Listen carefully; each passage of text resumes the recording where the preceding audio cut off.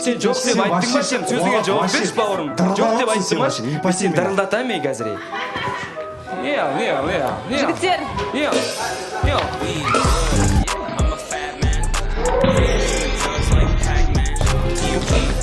Бір жақта отырсың ғой сен.